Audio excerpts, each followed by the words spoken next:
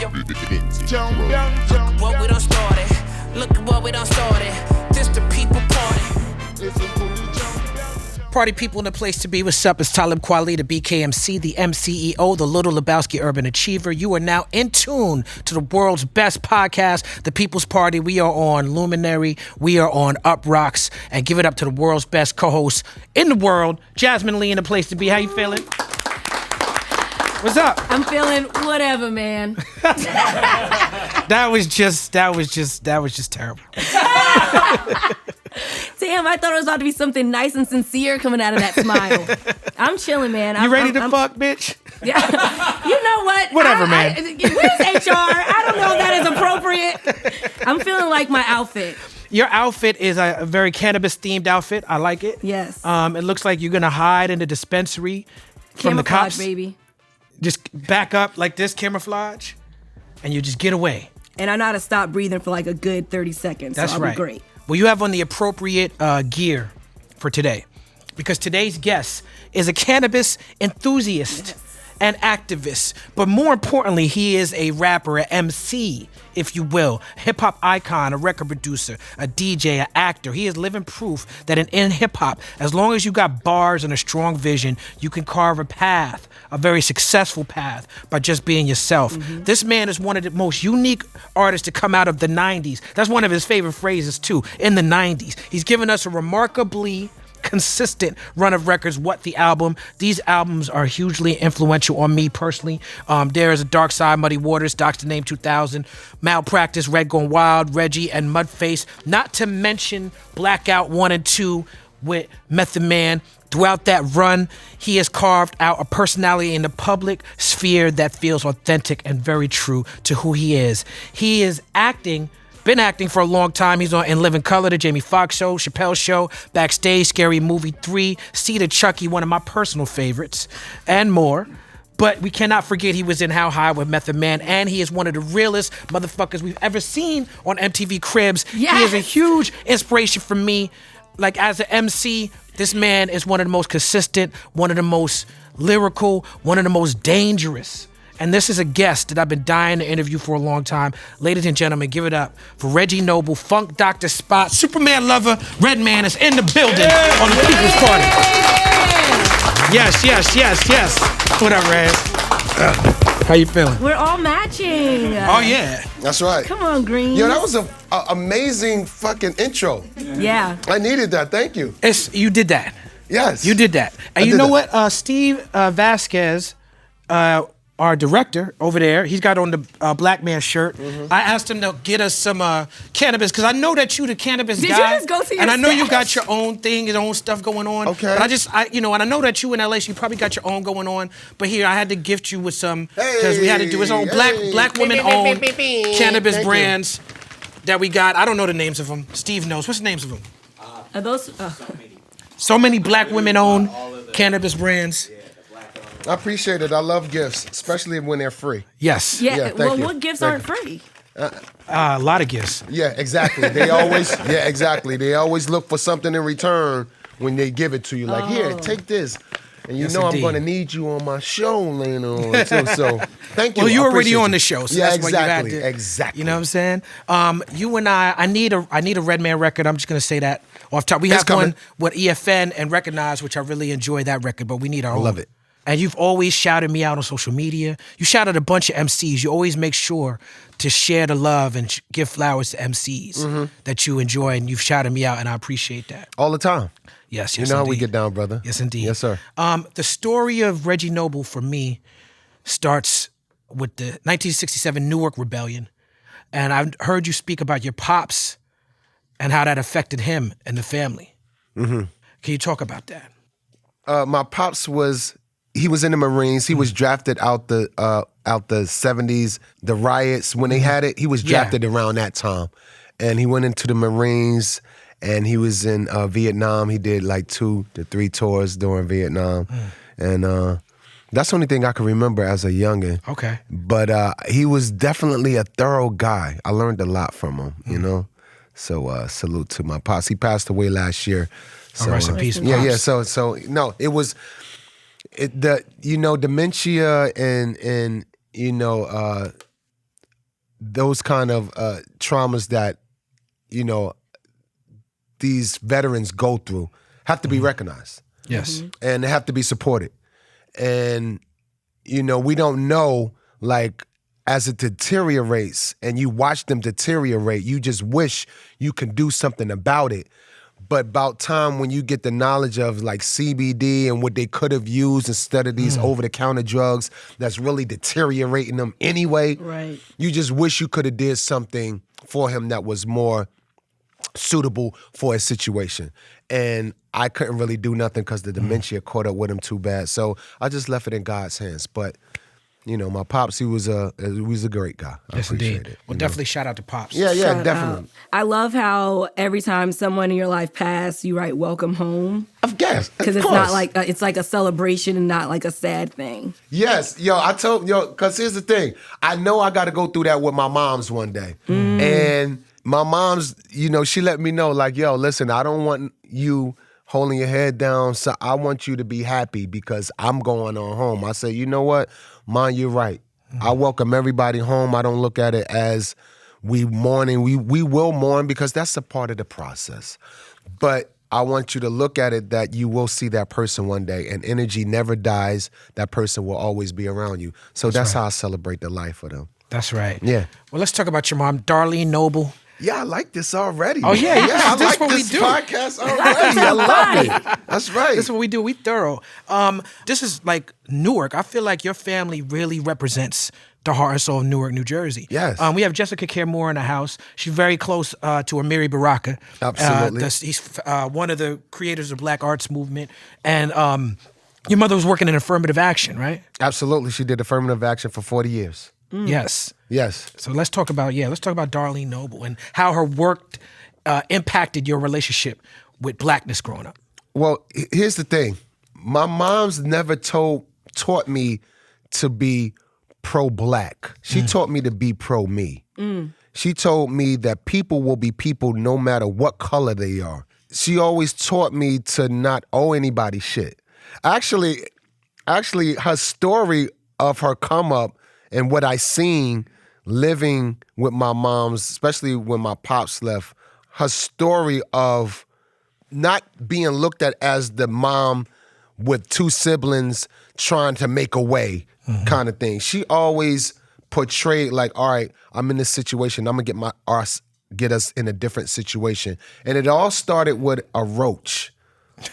Like we had mad roaches. Oh yeah. Yeah, we had mad mice and we had mad roaches, and everybody know don't nobody want to live with no roaches. Hell nah. I'm talking about my roaches was bad where, you know, I used to sit at the dinner table, at the kitchen table, and you know you had a toaster there. If you hit that toaster down, all of them come running from under the toaster from eating the little crumbs of bread that was left in there. That's how many roaches we had. And I remember one day, like she was fixing us breakfast before we go to school, right? And she opened the cabinet door to get us some cereal, and a roach jumped out and jumped on her nose, and it popped off, and I seen her fucking lose it.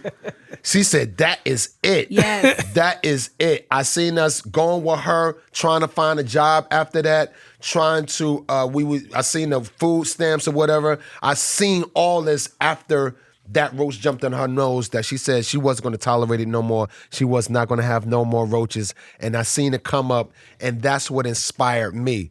Because I seen this at a very young age of how she switched around not to be the typical, stereotypical mama with the kids, body herself, trying to raise kids, being a baby mama and all that. She was not having that shit. So as she worked her way up the ladder, I seen her progression.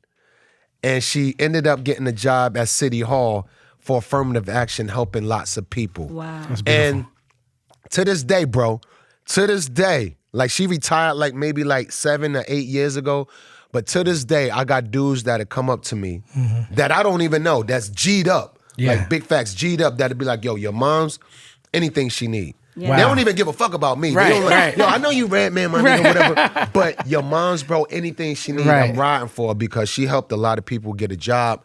She helped people stay on their job. And she held her job down affirmative. Yes. Like thorough. Like if a person had a problem on their site, on their job, she was the first one to help them make a complaint and get their job back or make sure that the injustice that was happening on their job stopped. So she's very thorough. So yeah, my family is definitely Newark, New Jersey orientated. Yes.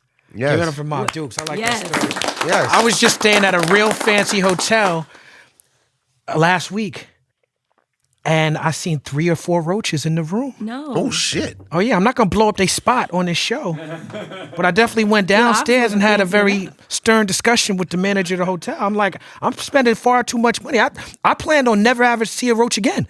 Exactly. That was my plan. Right. I'm like, how am I seeing roaches? What is going on? Well, I do want to shout out to that disrespectful ass roach that got y'all out of y'all situation. The roach was needed. Yeah, it was. You know, God sent that roach. Your mom, Darlene, kicked you out of the house for selling coke. Can you take us through that era? I said it as nicely as, it's good. It's good. It's good because I look at everything. Everything in my life is needed. It was needed for me to get here with this mind frame. Okay, like I was selling coke at like maybe 16, 17 years old. And I just thought I was the shit, you know, because I didn't have to ask my mother for no money because my mother wasn't getting me no Pumas and shit that I wanted that was going to be like street affiliated to make me look cool because she ain't had the bread.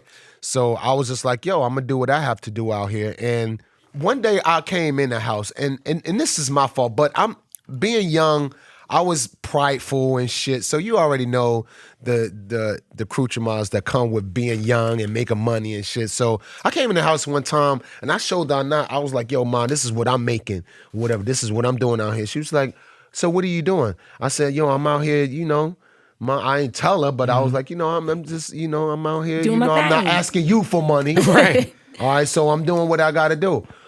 And she said, don't bring whatever you do outside, you leave it outside. Do you understand me? I said, all right, cool. So she called me in for dinner one day, and we all sit at the table. But I put my Coke bottles under my hat. You know, like I had them under my hat. I should have went to my room, put it up like I usually do. But me being cocky, just coming Feeling in like, yourself. all right, yo, come in and eat. So I put it under my hat right quick, wash my hands, sit down at the table. And she's like, yo, take your hat off at the table. I said, sure. Took the hat off. Coke bottles every fucking where. You make it rain Coke bottles. Yeah, word. She said, get the fuck out. And I ain't had nowhere to go. I had to go live with my pops. And she was right. I needed that. I disrespected her home. A mom should not have to, you should not shit where you eat. That's right. Exactly. And, you know, just in case if the streets get heavily involved in what you're doing, you don't want to put that endangerment on your family. That's right. And that's what I was doing. And she had every right to kick me the fuck out. I needed that. Yeah. It was part of my growth. Word. Yeah, I got kicked out too, and I feel the same way. Like But not some for people no have coke, to think. though. I don't know. I got caught with, I did the hat thing. I got a haircut. I got the a peace sign and lines. I got lines and peace sign carved into my fade. And I didn't want to tell my parents I was wearing a bandana and a hat. And my parents, take that hat and the bandana off at the dinner table. And I argued with them and like, nah, and I took it off. And they just bust out laughing at me. That's what they Get out of here. Yeah. But they kicked you out? I didn't get kicked out. Oh, okay, great, Not great, for a great. peace sign. I was about to say, your parents strict as hell. Right. Kicking you out Get for a out of peace here. I sign. said no Like, peace in this house. Yeah, exactly. They just bust out laughing. Now, a part of your story that I feel like is undertold is your relationship with the late, great Biz Markie. You got to work with him on your Red Gone Wild album, but people don't know that you actually went around the city battling people and working with Biz early in your career. Is that correct? That's correct. Biz Markie, first of all, let's be very clear. Before I came to EPMD to sign me, I went to Biz Markie. Okay. I went to him. I heard he was living in Newark, because I know he's from LI or Brooklyn. Don't quote me, but I know he wasn't from Newark, and he was living in Newark a long time, and we always used to hear about him. So I was like, yo, fuck that. I'm gonna go ask Biz Markie because I like his style and shit. And I asked him to put me on, bro, and he was with the Juice Crew at the time. He was like, yo, I don't got the time right now. I was like, all right, cool. So I maintained doing what I had to do, but he allowed me to come to his place of where he lived at to go through records, being a youngin'. And I wasn't even on. And he used to live right downtown Newark. Everyone know that, you know, Biz Markie lived right in the center of the hood downtown, but he had the dopest, biggest fucking layout. Like, yo, we didn't even know this kind of place exists in Newark. This shit was laid out. So he allowed me to come down there to do me, go through records and shit. And then when I got on, he was like, yo, I ran into him again. He was like, yo, he was like, yo, I see you rocking with. I was like, I told you, nigga. Like, I told you to put me on, bro. Right. And he was like, all right, cool. He was like, all right, so let's rock, let's work. And they said, what you doing? I was like, yo, I'm just, you know, on tour carrying bags, just writing up my album and shit. So I still needed to get bread because when I got down with EPMD, I was still selling drugs, but then I said, you know what, I'm going to stop because I want to take this music shit serious because me coming back and forth, because I was living in Long Island with E at the time. Crib. So me coming back and forth trying to hustle was a big fucking drag. So I just stopped and was like, you know what, I'm going to just do what I got to do otherwise to get money. So Biz was like, yo, let's just go rock parts. Let's go rock parties and shit. And he knew I had bars, and he set it up where I was battling people. So we was going from like all in New York. It wasn't even in Jersey. It was all through New York, from Manhattan to Queens to Long Island. And yo, I was airing motherfuckers out left and right, left and right, left and right. Like, it was so bad that we got. They chased us out of club one day in Long Island. It was a club. I forgot what the club name was, but they was like, all right, go. They was like, yo, this your boy? They was like, Biz was like, yeah. So he said, which one of y'all want to go first? I said, I go first. I went up there bodying the mic. And it was a situation like, you know how a hustler come on the court that know how to play ball, that's going to hustle motherfuckers right. for they book, that play college ball. Color and money shit. Yeah, exactly. Yeah. After I got off the mic, they got mad at Biz. They was like, yo, bro, you trying to bring some bro up here that's kind of professional to battle I do? And they was like, yo, they was mad, bro. And they actually was like, yo, y'all got to go. Y'all can't be in here. They ain't even pay no money or nothing. They was like, yo, fuck that. Nah, get the fuck out of here. We ain't fucking with y'all. So it got that bad. But at the end of the day, I was getting bread with Biz. He was putting money in my pocket. He was helping me, build my foundation of who I was by getting, like, you know, noticed by people in the streets, and even people in the industry started noticing me rocking with Biz at these different events or whatever. And then we went to Montebello Park or Monticello. I don't know if it's Monticello or Montebello. Out here? In Queens. Oh, no, Queens. in Queens. But that's where I got my, that's where I really got the recognition with Biz. We went to go battle someone in Queens and they didn't show up. And so Biz was like, yo, let's just rock and turn the crowd out. So me and him just started tossing rhymes back and forth, and someone recorded it with one, you know, back in the day, we recorded it with a tape player and shit. It was like rerun taping the Doobie Brothers. With the big happening. ass tape recorder and the coat. It was that feeling. So someone recorded it with their radio and they sent it to Stretch and Bobbito. And Stretch and Bobbito played that shit all summer. I need to look for that. It's gotta be on YouTube somewhere. It is. It's on YouTube. It's not hard to find. So this shot like your first appearance. Yeah, it was. Yeah, it was like my first appearance, and that rhyme and that from that day circulated through the whole system of hip hop. Like Stretch and Bobbito played that. So they're definitely a part of my career, but they played that shit all summer. So motherfuckers was coming up to me like, yo, you Redman, right? Like, yo, I heard that shit on Stretch and Bobbito, bro. You gonna be on, bro. Yo, that shit is rock. I was like, word? I was like, yeah. So Biz, thank you. You know, rest in peace, my brother.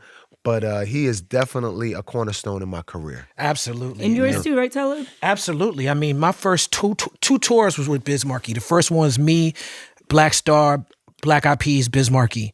Second one was Spit Kickers when Ooh was out.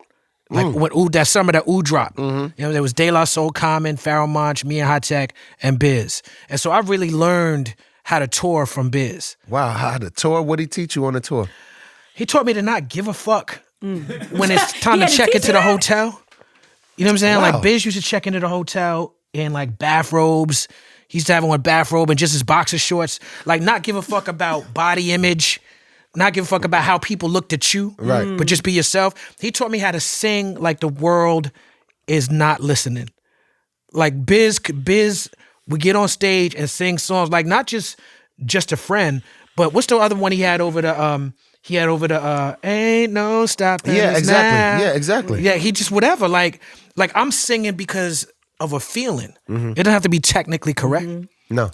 Just me as a DJ, I be DJing. You know what I'm saying? You DJ Cut Killer. Exactly. You know what I'm saying? Like, exactly. Biz, we interviewed Jazzy Jeff and he talked about Biz deciding how he was going to be a DJ and how the other DJs looked at him, but how he had to just make his name as a DJ. I've learned so much from him. Biz, look, one thing to close this out on Biz, one thing about Biz Markie is if a gang of people is on the bill and Biz Markie is on the bill, Biz is coming out to shut the building down. And that's one thing I learned from him and KRS-One. Like, it don't matter who the fuck is on the bill.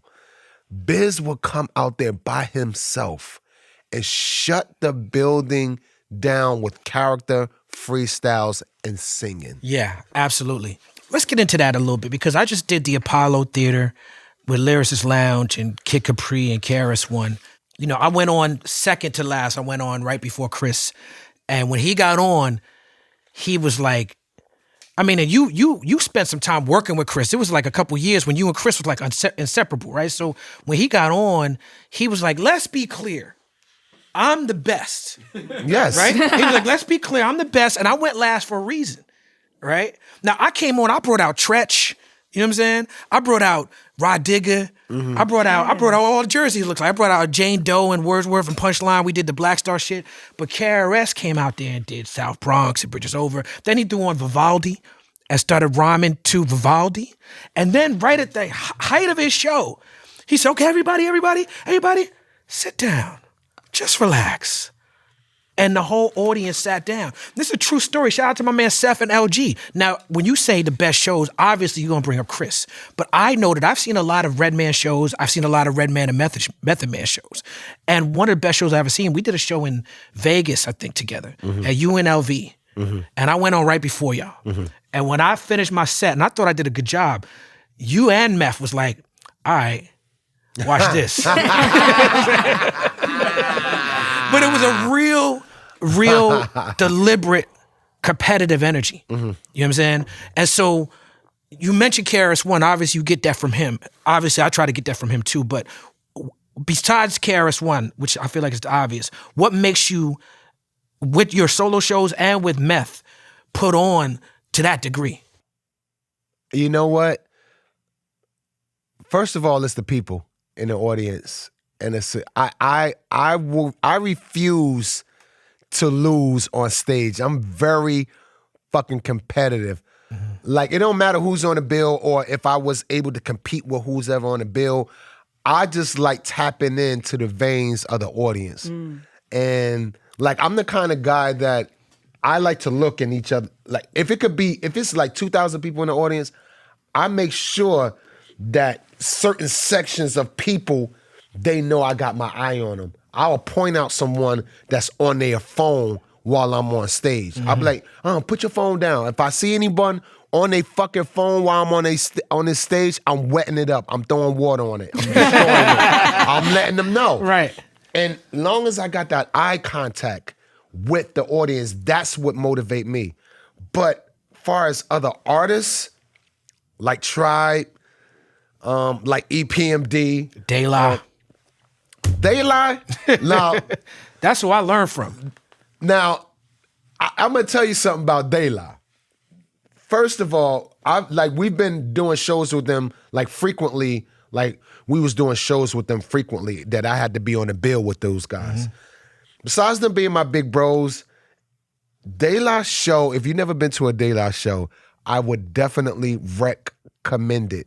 Because not only is Plug 1 and Plug 2 the star, but Plug 3, DJ Maceo, is one of the biggest stars on that stage. You don't want to bust that shit?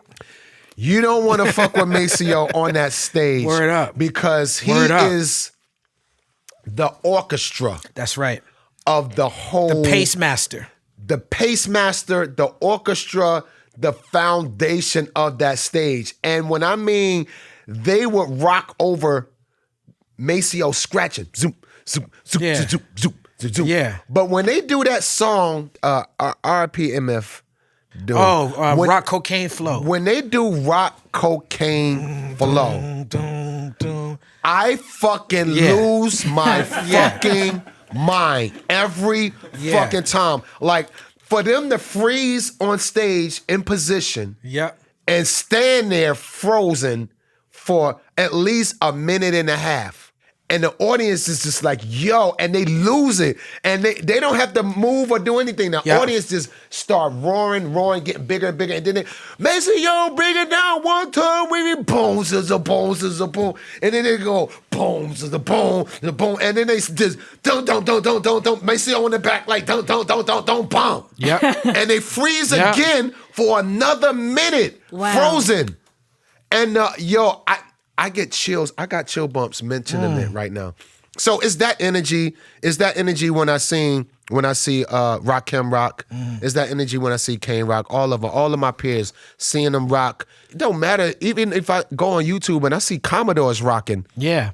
It gives me a feeling of like, yo, I got a long time to go before I could say I could retire from the stage. I can keep rocking. If I see Commodore shutting the building down, I got some years to go. Yeah, right. So, yo, all of my peers, bro, everybody before me, my legends, my gods of music that were inspiration to me, when I see them rocking, still, that's my inspiration. Yes, indeed. Now, you mentioned the EPMD show, and you know, favorite rap group in the world is EPMD. That's what the legendary Phife Dawg said. Yes. EPMD, for all the props they get in the hip hop spectrum, in the world in general, I don't think people really understand the foundation of EPMD. And I've heard you talk about, shout out to Raj, your sister. Yeah. I've heard you talking about wanting to start DJing for her, but it was really about the funk sound with your East Coast flavor at the time for you. Because, like, obviously, if you're a Redman fan, you could hear the West Coast influence. From the skits on the album to the Fuck You IQ, Fuck You Redman shit, you hear it all. But it's the funk, you know, and EPMD and X Clan and certain people from the East Coast was doing well all over the country. And you tapped into that. So can you talk to me about your love for the funk and how that brought you to EPMD? I'm a Parliament dude. I love funk. I put it this way, bro. I was DJing first, and then I started writing bars at like 15 and 16. But you can ask my sister Roz to this day. When I first heard EPMD, Strictly Business album, I literally shit a chicken right there. Whoa. Was it alive? All over the floor, baby. Chiclets Feathers was and just everything. Everywhere.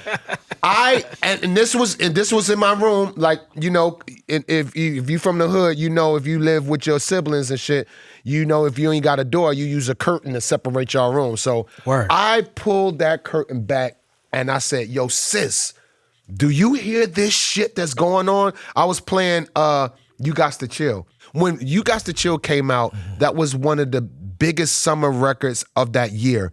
I pulled the curtain back. I said, sis, do you hear this shit? I'm a DJ for you. Let me be your DJ. You're going to start rapping.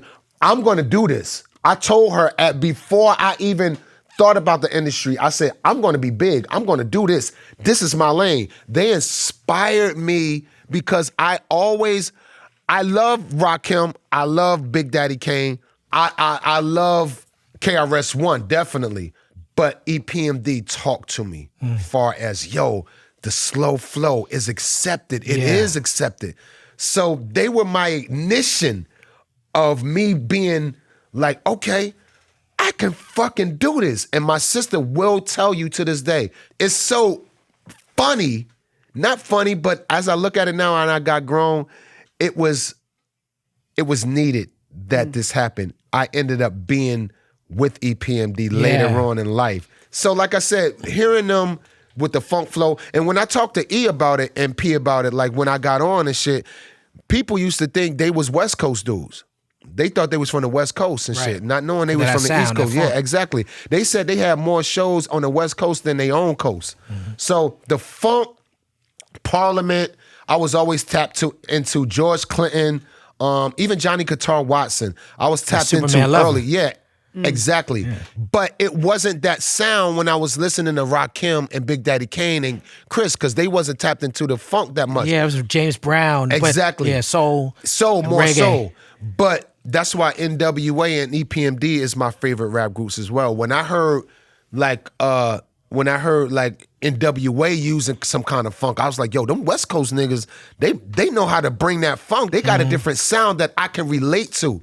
So when I heard E, I was like, wow, I can be accepted. I am going in with the funk. I am going to be rapping and spitting slow bars is acceptable in this game. So they gave me the ignition. They gave me the fire and the battery in my back to go full steam ahead, bro. Yeah. To be very clear. Well, shout out to EPMD making real niggas feel seen and heard. Yeah, absolutely. Word is bond. As a DJ, when you before you was DJing for Lords of the Underground, right? No, I was DJing for Do It All. Before he was in Lords. Okay. Word. Shout out to DJ Twins as well. Yeah, absolutely. They're my brothers. Yes, brothers. Indeed. Yes, indeed. Can you take us into your relationship with K-Solo? You guys are birthday twins, right? Yeah. K-Solo is crazy. K-Solo, yo, here's the thing. When I got down with EPMD, K-Solo was already in the mix. You know what I'm talking about? And I remember getting down and seeing K-Solo for the first time. And we was like, he was sizing me up like, you light skinned like me, you almost look like me. Like, what's going on here? Wait, they got another me in the group? Yeah, but here's the thing. When I first met EPMD, he was there too at the Club and Sensations in Newark. And I started rocking for E, and even K-Solo told them like, yo, that nigga nice. You should get. So he initiated me even before I was the initiated. Oh, that's dope. To being part of the group. When I finally got kicked out of my pop's house and I moved to Long Island with E, I remember going to a birthday party of K-Solo they had in Paris Smith House. And I went over there and I was like, yo, wow, they bringing me to your house and to Paris Smith's house, and I'm sitting there with K-Solo. I'm like, yo, today my birthday too, bro. He was like, yo, word, all right, cool. I got this cake, and we both split cutting the cake. He accepted me as his brother early, and awesome. I was happy he did, because that motherfucker taught me a lot about the game. He had differences with Paris Smith here and there. Yeah. But he always kept it a buck with me, like, yo, avoid this. Avoid that. Don't let nobody tell you this. Don't let nobody stare you this way. He definitely put me on the path of learning the game and being more acceptable of what I do. Trust it. Don't let nobody tell me different. Don't let no one deter me away from how I think, my craft, and how I should go about this music game. Because, in other words, he was just telling me to learn from him on what not to do. Right. Yeah. And I love him for that. And his thought process is crazy. Like, I'm gonna tell you something that he told me, which I think is extremely wow, but this is how he thinks. K-Solo is the kind of guy that be like, yo, don't call yourself a king. I'm like, why, big bro? He's like, all kings get taken down. Hey, all right? He's not lying. All kings get taken down. Everyone wants the king place. I was like, yeah, that can make sense. He was like, look at Run DMC, the Kings of Rock. See what happened to, he said, you see this king over here that called himself a king. Look what happened again. And then he said, look at Rodney King. He got his ass whooped. I'm like, Martin Luther King. I'm like, bro.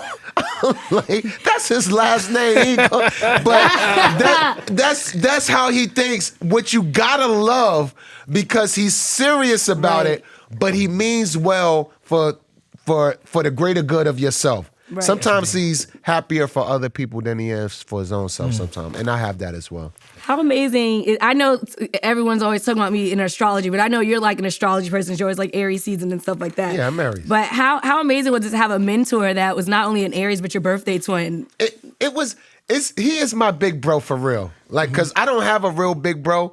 So he is my big bro for real. That's like, the name of that record too. I ride for my big bro. Like anything he need, I ride for him. But that feeling of having someone in the game for me to learn from, and I knew that his career like went from here and it started going to a level where it was like decreasing a little bit.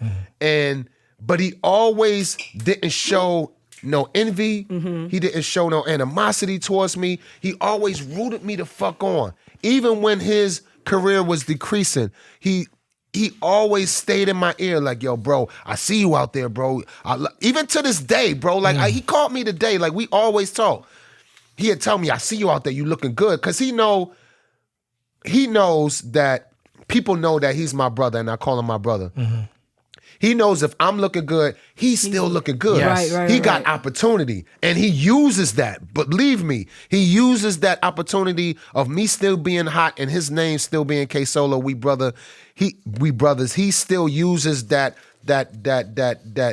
relevancy. As he should. Line. It was great to see him on the verses. Oh yeah. It was great. I'm not gonna do a versus and not bring my brothers out. Yeah, Come it was on. great. I got that relationship with Black Thought. We born the same day. Wow. Yeah, me and Black Thought born October 3rd, and he's a couple years older than me. And he was hard on me early, and like rightfully so. He was like, there's a song, Double Trouble, on the Roots album. You know that song with him and Mos? I love it. Yeah, I was on that song. No way. It turned into Double Trouble. It should have been something else. What happened? Black Thought took me off the song because I wasn't ready. Oh. But on the next Roots album, I'm on 2 songs because now I'm ready. You know what I'm saying? But And you like- need that too. Needed that. You I need needed that. too. That's my big bro. You needed that. That's my big bro. That's my birthday bro. Yo, he's not going to make no decisions like that unless it's necessary. That's right. Big shit. That's Good right. shit. Now, you mentioned K-Solo had issues with Parrish Smith. I was very young. For fans, EPMD was such a dynasty. It was such a behemoth. And then they went through these problems and it got violent and it got crazy. It was about money and all this stuff. And as fans, we didn't really understand what's going on. Obviously, they were able to resolve a lot of that and come back and get back to business, as we will say. But from your perspective, because I know that you were a new artist coming out and a lot of those problems, you were able to rise and shine as an artist solo, even though EPMD, that foundation, seemed to be falling apart at that time. Can you take us into what was going on in your mind when all that was happening? Well, here's the thing. God is good, and he definitely had a light on me. About time I was ready to shine. Like, because before I came out with my album, bro, like I was on a road, like carrying bags and getting 5 minutes on stage. Well, not even 5 minutes, like 3 minutes on the EPMD stage, kicking a rhyme. And I would shut the fucking building down. The being out there, and like it was me, Craig Mack, I remember Gangstar rolling on the road with us one time, man. So it was definitely family orientated and it was a learning lesson. But I wanted that same love when I came out because Das Effects was the hot group of that tour. The Hit Squad. And Das Effects was like platinum in 91. Yeah. That's unheard of. That's Yeah. like NWA and shit. Like they were humongous. And I was like, yo, I can't fucking wait till my time come out because I'm gonna get that same support. And when my album dropped, that's when everything went haywire. And long story short, that accumulated from non-communication. It accumulated from not being business. And it showed between E and P because they were the foundations. And E got to a point where he started noticing things wasn't right and that he wasn't getting what he was supposed to be getting. And Parrish, on the other hand, is business and is like, yo, bro, if you're not going to be part of the business, if you're not going to learn, then I can't help that kind of thing. I'm going to do business. So that's where it kind of bubbled from with them two. It wasn't no one outside between them that started it. It was kind of between them two. So Das Effects and K-Solo was here and we was over here. Me and Keith Murray was over here. And as it got more intuitive, like far as what they were going through, it just started spreading like cancer, like the bad energy. And, it got to a point where houses were getting shot up and kidnapping. And it was fucking wild. Like if they was to do a story on EPMD like they do on everyone else, yo, that shit'd be green light lit. Trust me. But that's where it started from. And when it was my time to go out, Redman got signed to Def Jam. Yo, I was like, yo, I want a Hit Squad tour. It's my time. I was supporting, carrying bags. I need y'all. And it didn't happen. That's when things broke up. It was so bad that when we did the Headbanger, we couldn't even be on the same set. Like we had video. Video. When we did the Headbanger video, we couldn't be on the same set. Like we had to be over here, we had to be over here. And then when they needed to come together to do the record, it was like their crew was over here, our crew was over here. And like it was at a fine line at the video, like anything can jump off. So it was bad, and I was sad, and I was pissed. I didn't get the support of my fellow members, my fellow family to go out when my record was out. But God is good. It let me be sustained and keep a calm head and not do anything hasty. Like, you know what, fuck everybody. I just was like, you know what, E, I'm riding with you. I'm gonna make this happen. And I'm still here, bro. I'm still here. Like, I'm still here. Well, shout out to both Eric and Parrish. Both of them have Absolutely. been very, very inspirational to me as an artist. And both of them have been very gracious to me. You know what I'm saying? I don't think I've recorded with Parrish, but he's been very supportive of me. And Eric has put me on his records. And I want to get more records with the legendary Eric Sermon. We need to get Eric Sermon up here and Parrish. Absolutely. Yeah, man. Absolutely. Word is bond. RIP to Two Tech. Two Tech Less, yes. Yes. That's the Scoville. That's somebody who was very inspirational to you as an artist coming up. Now, I want to talk a little bit about Faith Evans. And she was friends with Roz, right? Yeah, they went to University High School. That's right. And we've heard about y'all relationship. We have Faith up here. We've seen you on Drink Champs. Now, you and Faith have on Reggie, which is a later album, you and Faith have a record together. Y'all finally get together and do a record called All I Do. And it's a tribute to Michael Jackson. Now, on Drink Champs, you said, can't nobody talk bad about Michael Jackson to you. I feel the same way. So let's talk about the impact of Michael Jackson on you. Well, first of all, MJ was an inspiration to the world. He helped me a lot. Definitely his music when he was down with the Jackson 5 as a family. The Enjoy Yourself album. That album was my introduction into the Jacksons. Even when he was a kid, I always wondered, when I was a kid watching him, when he was growing up and watching his old tapes when I was a kid, like, yo, this little kid is amazing. Right. And I wanted to be like that. I wanted to have that energetic feel and impact on people like he did. So when I got more in tune with music, like the Jackson 5 albums was my introduction into the Jackson 5. And I just feel that no one can fucking talk about MJ around me or Whitney Houston. No doubt. New Jersey's She's from own. Brick City. Yeah. If you around me and I see you make a joke about Whitney Houston, I'm getting lit on you. Big facts. So hear me right now. I don't give a fuck who you are. You talk about Whitney Houston or MJ around me in a negative way, I'm getting the building lit on you. And it's gonna be me and you. I don't care who it is. I just respect my peers, bro. I respect the legends, and I wouldn't want anyone talking about me when I'm gone in front of people and no one is saying, yo, you can't talk about that man, Redman, for what he did for people in the community and everything. No, I'm not having that. And my city is not having that. Right. And I'm not having that with MJ. You're not going to talk about what the media pushed on him, and especially with Whitney. I'm not fucking playing that game with Whitney Houston. None of them. So and that's just how I feel. It's a respect. Yes, indeed.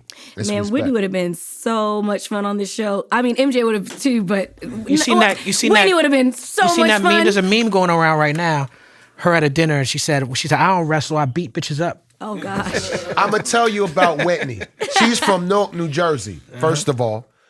When I got in the game, it didn't matter where I seen Whitney at. If I seen her on a red carpet, I'll be like, I look and I see Whitney, I'll be like, yo, Brick City. And she'd be like,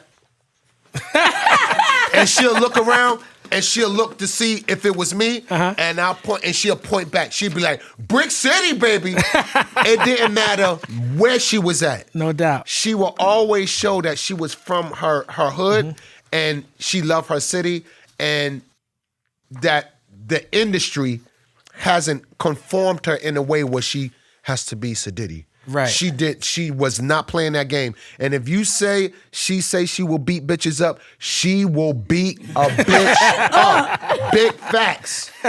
Big facts. Word up. Faith told us that she met Branson through you. And you rapped about Branson a lot. You were one of the, if not the first rapper on the East Coast to really, really, really stand up for the cannabis movement. Take us through making How to Roll a Blunt, one of the most spectacular, important records of my life. Because I really learned how to roll a blunt from this record. Pete Rock on the beat. You know what I'm saying? Tell me about this record. How to Roll a Blunt was just a dedication to the cannabis industry. Shout out to my boy Pete Rock.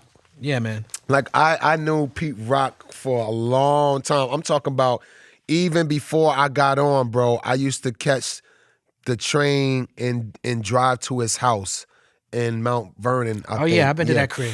Definitely. I'm talking about I probably wasn't at that crib. I probably was at a later crib. No, I'm talking about when he was still staying with his mom. Okay, yo. yeah. I was going to Pete Rock crib like early, like at the end of 91 or the beginning of 92 kind of thing, because he produced that song for my first album. So I've been knowing Pete Rock a long time. And I knew a lot of people wasn't supporting the cannabis industry on the East, because when I seen Cypress Hill on the West doing it, I was like, fuck this. They feel the way I feel. Right. We willing to put this plant on the line for our career. Right. So I initially was like, yo, Pete, I need a How to Roll a Blunt song. And yo, he gave it to me. We made magic, man. Yeah. We made fucking magic. You did. Yeah, man. I inspired a lot of people too. I'm glad I inspired you to How to Roll a Blunt. Yes. I actually had to learn how to roll a blunt because I lied and said I rolled a blunt that I had in my bag. And my friend was like, well, then roll it right now. And I was like, all right. And I just had to rise to the occasion. But this is a perfect segue into your work with the National Cannabis Party and legalization. Can you tell us what your goals are with that? Great question. Thank you. Yeah. If you never seen a Redman product like a Redman Grow, a Redman vape pen, it's for a reason. I was saving my brand for the bigger picture. Like, I could have made like millions on endorsing. Oh, absolutely. Like, I could have made millions on endorsing. That's big facts. But for some reason, God was like, no, bro, listen. Don't go get that easy, quick money. Don't let them whore out your name on products. I'm saving you for a bigger picture. I used to be like, yo, I used to wake up mad sometimes like, God, like, look, I hear this person got to grow. I heard this person got to grow. And he's like, no. I got you for the purpose of this industry, not the profit. And when you come to think about it, with people with these strains that say they got a strains, most of these artists that say, yeah, I got my name on the strain, they ain't making no money. No, they ain't making money. No, they ain't making no money. Don't let them fool you. They ain't making no real bread, yo. They make a little change, but it's not no real bread to be like, yo, I can retire from the hip hop game now. No, it's not even that. I was saving my name for the responsibility of medicating in the cannabis industry. I want to be behind the structure of the cannabis industry. I always felt. So I was like, nah, I'm sorry, that is some good money. Damn, $500,000. Damn, you gonna give me that for just put money? And I used to be like, God, you heard what he just said? He's like, no. And I was like, okay. So that's when my boy Damon, my boy Damon Jackson, he came to me with an idea maybe 8 years ago, and we talked about it far as a technology for cannabis and the farmers and helping them. And I was like, I'm with that. Because he saw me on an episode or something where I was talking about, look, I don't care about the money. I want to be able to make a product where I can help people with their disease and their sleeping disorders and their body disorders. I know everything can be healed through diet. And cannabis is a diet. If you inhale it or you digest it in any way, form, or fashion, it is part of your diet. So I did a crash course over here in Oakland, at Amsterdam University with my boy Hector. And because I wanted to understand, like, what is this shit I've been smoking all these years, and they got a school for it? So I went to learn about the properties on how it's healing people, and I was like, yo, and what I learned is that there's over 400 components to this plant that's not discovered, that we will not see in our lifetime being discovered.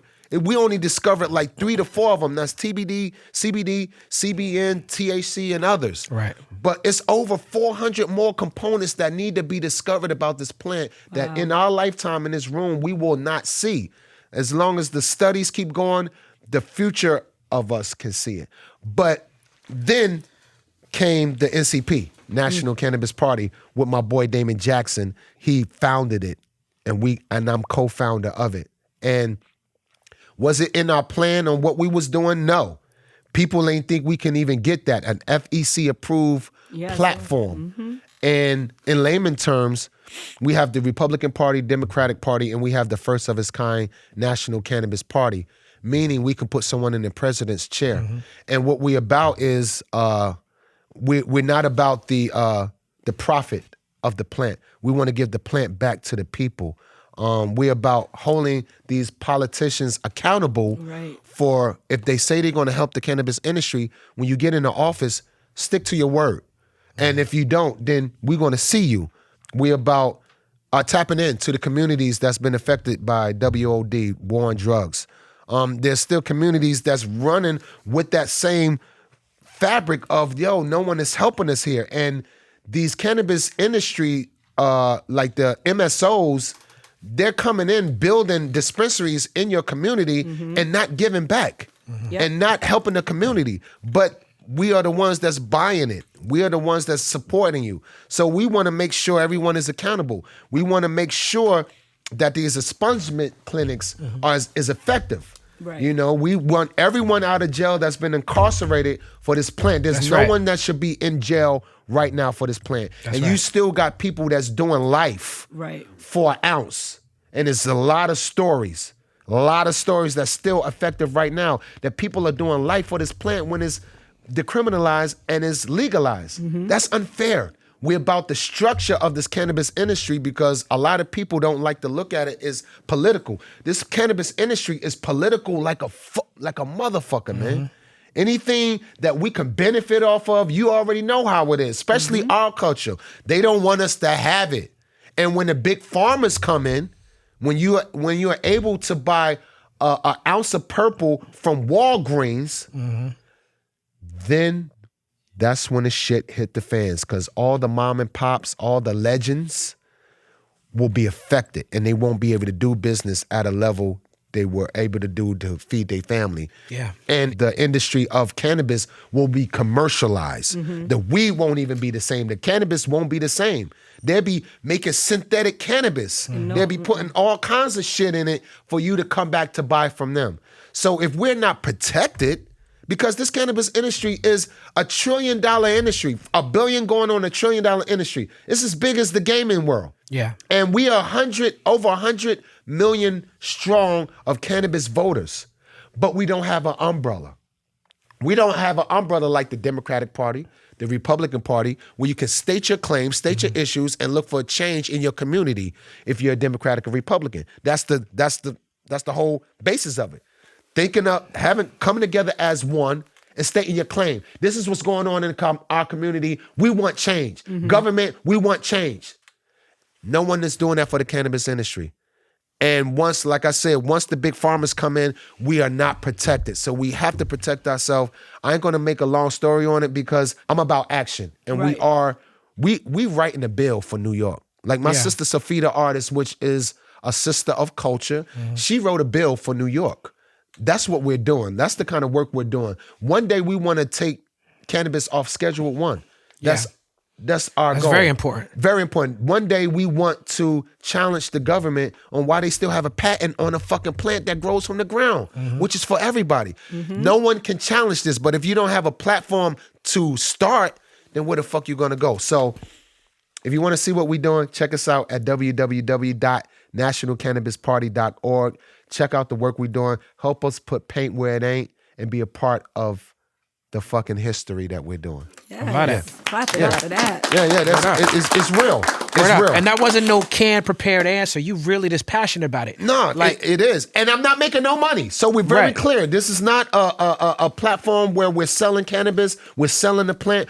We're not making no money. You can help us fund and give donations, but I'm out here for the purpose of this plant, not the profit. Well, what I like about that the most is beyond, we're both cannabis smokers and partaking, and most people in the room are. I definitely do not partake in cannabis. Okay, but beyond that, don't say it like that. I'm lying. Yeah, beyond that, people, I talk a lot of shit about, social justice and activism and politics, and people are always, I do. And people are always like complaining about the two-party system. Because my politics aligns more with progressives or liberals, people always like, oh, you work for the Democrats. And I'm not a Democrat. I'm not a Republican.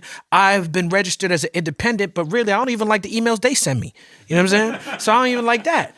So I like the idea of actualizing this talk about the three parties. People always like, I don't like the two-party system. Okay, well, don't tell me that you don't like the two-party system when we just have Trump and Biden, because by that time it's too late. Yep. What are you doing in between election years, in between presidential election years? What work are you doing in your community to dismantle the two-party system? And what y'all doing is not just helping the world with cannabis, but you are also helping people to realize the job of dismantling the two-party system is on us. Exactly. Yeah. You have to educate yourself. You can't be on the sidelines wanting change and not be in a fight in the front lines. Yeah. You got to educate yourself, especially with this cannabis industry. Like, you really, if you want to make a mark in this industry, you have to educate yourself on the rules and laws and regulations of your state and your community, because that's where it starts from. For example, like, everyone just thinks, all right, I want a dispensary. I want to sell weed and make money. Even with this, like, even when I see some of these industry actors and sports figures, they like, hey, I want to start selling drugs. Like, I heard someone. That's what it sounds like to me too. Yeah. I heard someone say, I want to start selling drugs and making some money. I'm gonna start selling weed. And as you see, this industry of cannabis is very sensitive. All you actors, all you stars just really think you're gonna put your name on something and people gonna buy your shit. I'm gonna let you know you're gonna fucking lose. And a lot of you already lost. And I ain't scared to tell you. A lot of you tried to start a cannabis industry thinking your name is grand and gold in this industry. No, we don't give a fuck about that. If you ain't tapping in. He said it softly like a pimp would. Yeah, we don't give a fuck about that. We don't give a fuck about your brand over here if you're not really about sustaining this industry for the people and giving it back to the plant and actually helping these communities that's been affected by war on drugs tapping in and helping people be accountable. Then we don't care about what you do in hip hop, what you do in acting, what you do on your reality show. Leave that shit over there. Only if you coming over here for the purpose of this industry, that's when you will see profit. But if you just think you're going to put your name on a white label bag of weed and sell that shit and think everyone is going to be with you, around with you, you got another motherfucking thing coming. And we're going to come after you as well. We're going to see what you're doing, making sure that your company that you fucking with is tapping in and making sure people are learning about equity empowerment. Yes. We don't even call it social equity no more. That's like a welfare name that's like welfare in the cannabis industry. I'm so tired of that. Social equity. So my sister came up with the name Equity Empowerment. Okay. We want to make sure that everyone learns about what they can do and sustain in this cannabis industry. But I do have to tell you guys, and just like Talib can tell you too, you got to be a part of it. When it's things going on in your community, don't be afraid to tap in. Tap in and be a part of something and educate yourself most of all, because I'm educating myself as well still to this day. That's right. Yes. That's beautiful. Yeah. Sorry, I sounded like I was preaching for a minute, but I don't want to make Cannabis it feel gang. like I'm preachy pointing the finger, because I never do this. Right. I always do this first. That's right. Before I point the finger, I do this. But I do want to definitely I can't stress it enough how much that you need to educate yourself to really sustain in this cannabis industry. Yeah. So please do that and be a part of your community. Wise words from Redman. Absolutely. let's talk a little bit about the impact on me personally and on the game of what the album. I mean, we talked about How I Roll a Blunt. I remember when Hardcore dropped. Time for Some Action. You talked about Cypress Hill. You work with Cypress Hill's lyrics or styles with Time for Some Action and with Rockwilder. Right? Tell me about making time for some action and what was going on in your mind, because that record has amazing lasting power. Well, here's the thing. Because I was living with E at the time, and I heard him, I was like, yo, this shit is lit. Not even saying lit back then, but I was like, yo, this shit is fucking dope, bro. But I was like, yo, Cypress Hill just dropped that record. Okay. They just dropped. Yeah, that was kind of taboo back then. You didn't step on somebody else. Right. They literally just dropped that album with that record, and E sampled them. And I was like, yo, bro, are we going to get away with it? And sure enough, it was a little issue with Sony. I don't know if I think it was on Sony and Def Jam. Okay. They was like, yo, your boy is using our boy's record right now far as a song. But they let us use it anyway. And it's a great moment in hip-hop. A great moment in hip-hop. And me saying, let's get ready to rumble at that time was unheard of because of the copyright of that Let's Get Ready Michael to Rumble. Buffer. Yeah, Michael Buffer don't let no one use that around. shit. Now he don't. Right. At that time, he didn't know. Right. It's still underground. Yeah, so I got away with it. But now, if you say if I said let's get ready to rumble in his voice right now, we'll be having to pay for that bitch. Yeah. So he would Radio Raheem. Exactly. Well, I've been being on my best behavior because he keeps saying it. He keeps saying it. No, I'm not saying it like him though. No, we're talking about you keep saying it to this day, and it's just triggering my Radio Raheem. Wilder. He was arguing with the reporter. He was like, to this day. Yeah. That's our boy. Oh, okay. That he was arguing with. Okay. But he's like, I'm start charging niggas. And they said to this day. As you should. And that's what the fuck Mike Buffer is doing right now. So when we came up with the record, man, it all worked. It kind of signified that me and E was putting in work before I came out, and we wanted to let motherfuckers know, like, yo, I'm here, time for some action, let's get it. All right, the Superman Lover series was genius. Can you walk us through how you came up with that, and do you remember when you thought it up? It was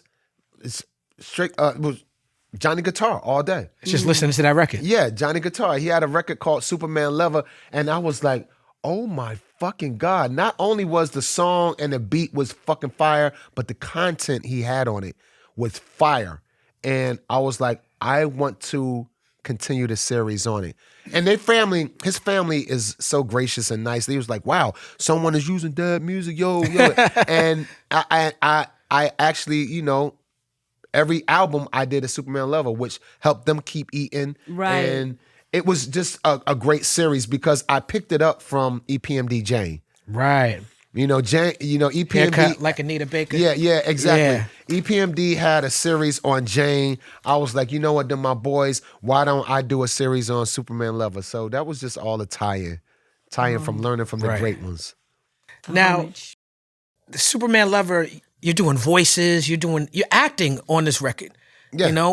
But you was like, what's funny about you is that you started doing a lot of skits and acting on the records and coming up with characters, and I feel like it led to your acting. But in your skits, as funny and as silly as they were, somebody would always get robbed. By the end of the skit, someone's getting robbed. Yeah. You know what I'm saying? You got Pac Pistol Posse.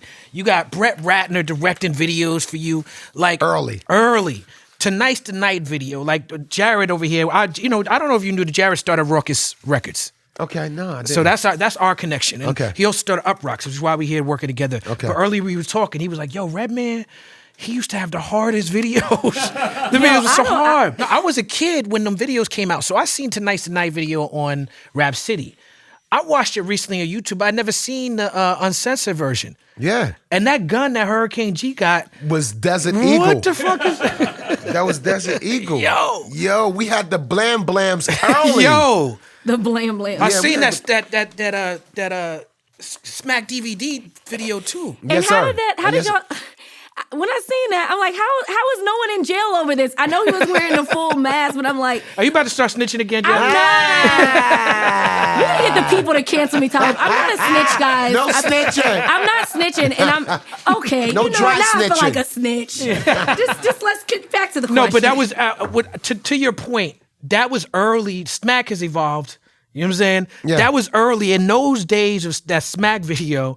That was a thing to show how gangster you could get away with. Exactly. Yes. You know what I'm saying? Yep. In them Smack videos. That was like it was almost like a hood challenge. It was a real deal. It was baby. a real hood challenge. And that's when, like, it was like around the time when the hip hop police started being effective. They watching the videos. But tonight, bro, it was just like we had the blam blams out there and it was accepted. And because I ain't see too many videos with it, but it was just like, yo, that's what we did. That's what we Right. That's It was what just we was about. Onyx, It was I just think. honest. And it was Onyx and Wu-Tang. Yeah. And then Gangstar, just to get a rep, Lil Dap had the gun, handgun. He had the fingers. There wasn't no guns in that video. That's right. That's right.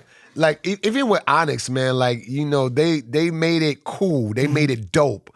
If they made it okay to show the blam blam. Because even in Time for Some Action, I had the blam blam in there too. Like me and Twins had the blam blams. If you look in my first video, we had the blam blams in there. They wasn't all cute like and dope and big like in Tonight's the Night, but we had our shit in there. And I remember that video. Like I remember really coming. We shot the video. Diane Martell shot that video, and I remember Twins.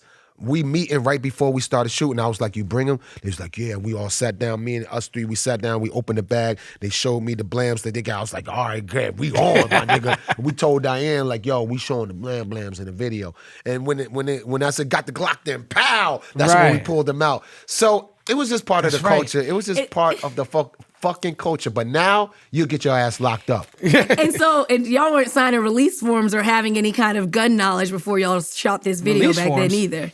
Not really, you know. And now on set, you gotta like even before that. This was Alec early Baldwin hip hop video sets Yeah. with Diane Martell. I think Diane Martell shot that Onyx video. I think she did too, yeah. She just like She was shooting everybody. She was shooting everybody video. Before we move on, I just want to ask what's going on with Hurricane G. Her verse on We Run New York, just what she represented on Tonight's Tonight was so important. Hurricane G is my sis. She is a bad Boricua. She is the baddest Boricua. I met her through E. I think she was seeing E at the time, but I was like, yo, like I always initiated her as my sister because I used to catch the train to Brooklyn to see her all the time in the family. And her style and her voice was just so fucking dope where I just wanted her part of the album. And I got her on We Run New York, and it was so fucking dope. And her being in the video, her look, her hardness, it was an aura I put it this way. Me and E always figured out if we was gonna put a girl down with the group, we want her to be like this. And she definitely fit that look, that sound. Yeah. We always wanted a female to be if she was down with the group. So Hurricane was just that. She was that woman. She was that bitch. There was something going on with women in Jersey at that time, though, that she was like the queen of. Because like Apache, rest in peace, he had that record, Gangsta Bitch. Exactly. And like I remember just going to the clubs at that time, you knew the girls from Jersey. Exactly. Because they look different. You knew the girls from New York and you knew the girls from Jersey, and that was on how they move, how they talk, even how they wore their sneakers. Yeah. Even the tight pants and the 5411s. 5411s. Yeah. Even how they wore their 5411s, you can tell the Right. difference in the women and how they rock. No doubt. All right, so why did you always have a tissue in your nose? I believe you have really bad hay fever. I need a tissue in my nose right now. Okay, so Can we get red tissue? why did you feel you wanted to share that part of your life with the public? Because you know what? Even though I didn't understand what being transparent was about in those days, I wanted the world to see my talent and my ugliness. I have very fucking bad allergies. And I don't know more, but I still do have an allergy. Thank you. Appreciate you and shit. And I might as well just tell a story with a tissue in my nose. So We got classic Redman. How do you get it so sturdy? So in the day, I had bad allergies, and everyone knows if you have an allergy and your nose is running, you stick a tissue in your nose so you won't have to breathe out of it, so it won't disturb you. And then for some reason, it clears up after a while from having the tissue in your nose. And I could have not had the tissue in my nose when I took the album cover. I could have not portrayed that, but I was always like a fun dude. Like, yo, I want to be fun. I want people to know my faults as well as my greatness. And like I said, even though I didn't know anything about being transparent like that in the day, that was something I want to portray to my audience for the same reason how I did my MTV Cribs. Yes. That was that kind of same balance. I see a lot of myself in what your career is because that's the type of person that I am. And that Cribs episode, what? No, go ahead. That Cribs episode, I would definitely do that. I love living where I live. I love, my area, and I love inviting my few fans into the transparent Jasmine. So I love artists like you who are not afraid and don't want to have to go the Hollywood route, but just you want to connect to your audience. Yeah, it's a pain. It's a pain in the fucking balls to always trying to be on point and look good and trying to. It's a real fuck. I see artists and other actors and shit that got to go through that. They got to prepare for when they step out the door and to always carry that same fabric of look, that same feel of greatness and shit. That's a pain in the fucking balls. Your security around and making you look important. No one can touch you and all that. That shit is, it's really, I would not trade how I move, being able to just get up with my kids and go to the mall with no security, or me just getting up and going to the mall by myself and still get the same love as most of these artists that walk around with security. Still get that same love, but without that look. Right. I love it. I wouldn't trade it for the world. And I know you can agree with me on that too. You would not trade that freedom of your success, of being able to tap in for anyone. Yeah, one of the greatest moments I had in my career was early in my career. Black Star was opening for Lauryn Hill in London. And I remember going on that stage, opening for her, and then being able to go and watch the show from the audience. And I felt like, I was like, this is success. That was the first time I felt successful. Exactly. Yeah, man. How's Sugar Bear doing? Oh, my cousin Markie. He goes by Mr. Cream. He's doing good. Okay. He was just at me with a show in Denver. Yeah, I was at that show. Yeah, exactly. At Red Rocks. Yeah, he was the guy sleeping on the floor at MTV Cribs. And that's my cousin, like, you know, my blood cousin and shit. So, you know, like he was actually there in my selling drugs days. Like he was there when I was selling coke, when I was selling bud. And he even knew, like, even at an early age, I was about something because I used to try to give him little packs to sell and he would fuck up my money all the time. But I love him and shit. But he even seen my progression, like far as like me staying on my grind, not wanting to fail, even though failure was a part of my success. He saw me up and down and the roads and paths I have to took. So, you know, he's always gonna be He's always gonna be there. Now, There's a Dark Side comes out. Album cover is crazy, right? I think you the first person on a record to say what MCs say when they are trying to let you know that they are impressed with their own rhymes. You were the first, I said, you know what I'm saying? Because you said, you said, I switch the speeds like Bruce Lee riding a Fuji in a movie. And then you said later on, you were like, yo, did y'all hear what I said? Exactly. Is that the first I said? I'm gonna tell you, Talib, I was high as fuck on that album. I don't remember any. Oh yeah, I heard that. I don't remember like any of the studio sessions. Like I remember like a couple, but I don't remember. Like I was on a lot of acid doing that album. Yeah, I heard that. Yeah, I was on a lot of acid. A lot of colors. Yeah, a lot of colors. It was just a lot of just unbalanced I was on. But I come to find out that's a lot of women come to me and say, yo, that's one of my favorite albums. I mean, Can't Wait is the first time where I feel like Redman's sound starts to make sense in the mainstream. You know what I'm saying? Wow, that's dope. That's dope. Because I didn't think it really started making sense to the industry till Muddy Waters. Muddy Waters was to cementing. Muddy Waters was like, okay, he can't be stopped. Muddy Waters was like, okay, this guy cannot be stopped. But Can't Wait was like, woo. Exactly. You know what I'm saying? It was like Cosmic Slop. That feels like acid. Exactly. Have you seen the Reggie Hudlin TV show, Cosmic Slop? No. Did I? No. Reggie no. Hudlin, we had him on the show, and he's become a good friend of mine. Who, Reginald Hudlin? Yeah. That's one of my favorite. Not the full directors. name. Oh, he's amazing. Yeah, that's He's Boomerang. amazing. But you know, he's a big Parliament dude, like big Parliament dude. George Clinton is in House Party because of that. Okay. That whole scene was a dedication to, you know, to Reginald George Clinton. Hudlin, I base my directing upbringing to you. He's one of my favorites. Right. of Now, all. in the 1980s, he did a show on HBO called Cosmic Slop.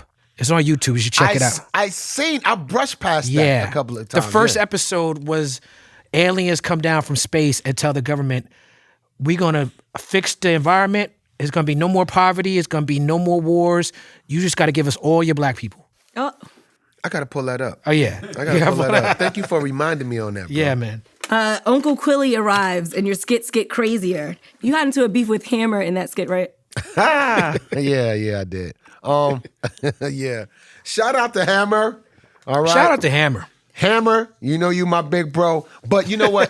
Uncle Kweli I got from my brother K-Solo and shit. Like Uncle Kweli, like literally K-Solo used to tell me stories all the time, and I picked up Uncle Kweli from him and started turning it to a skit.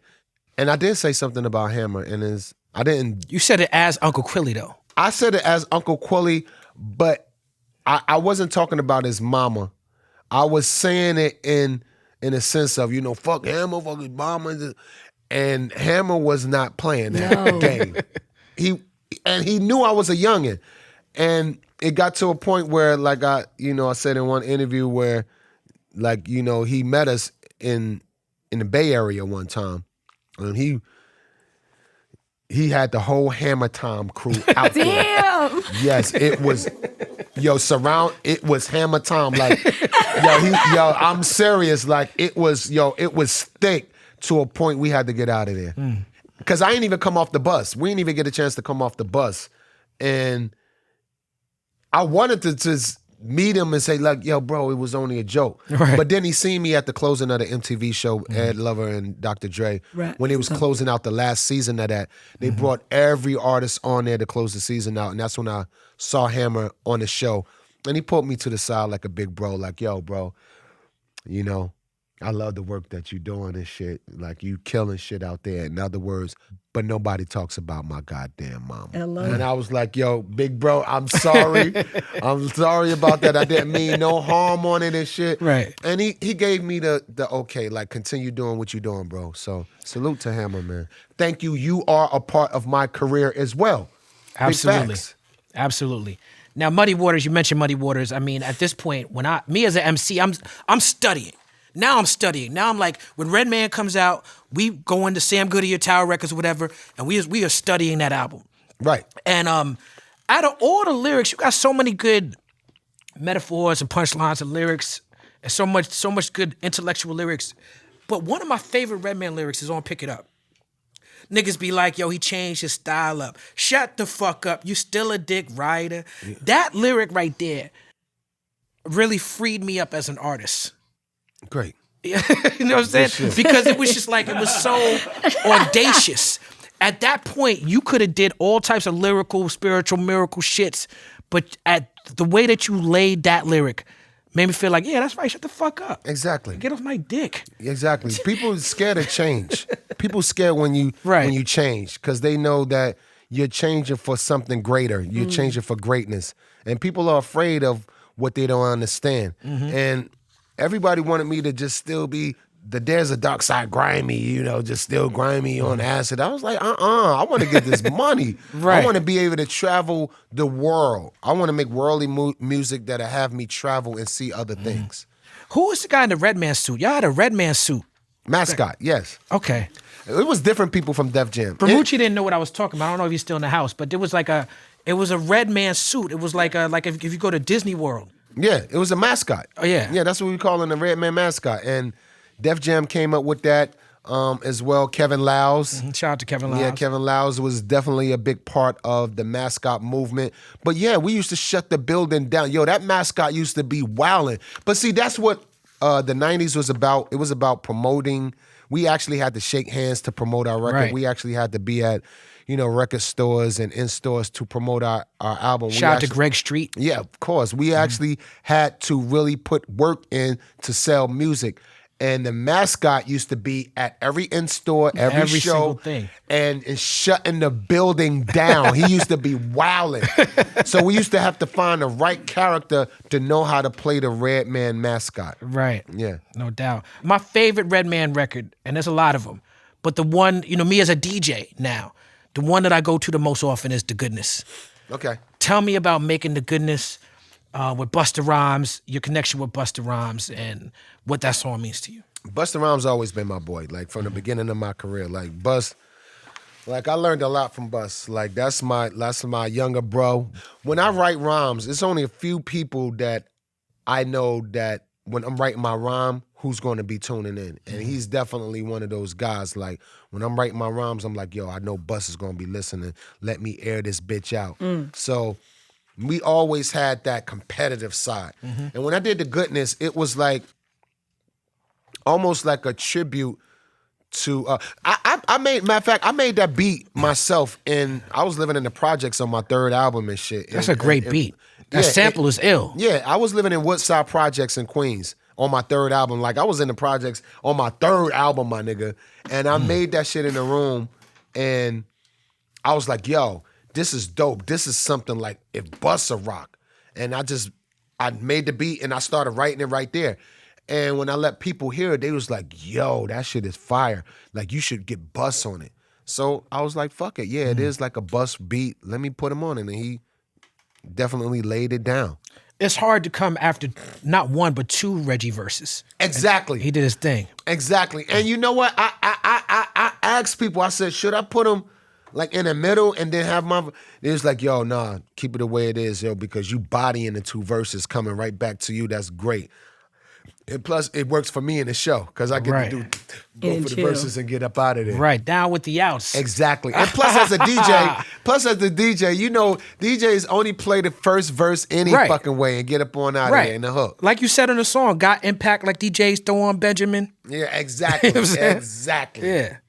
All right, so I'm with you on not doing your cannabis strain yet because whenever you do release it, I'm gonna feel like I need to be getting straight A's like you got on How High, so it's gonna have to get me that high. Okay. And so How High and Month of the Man tour were both really big deals.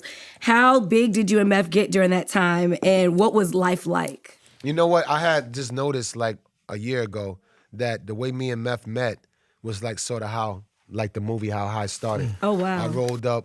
When I rolled up in How High in the movie, he ain't have no guard. The blunt, and I needed the weed, so got blunt, got weed, and it was sort of like how we met on the Muff and the Man tour. Was one of a great tour, a great promo tour. It was like one of the most pivotal promo tours in the '90s, as far as two artists, and we didn't do it on our own. We owe that to like Leo Cohen and the Def Jam staff for putting us together and them saving money. Like, why would we have him go on this tour and him go on this tour?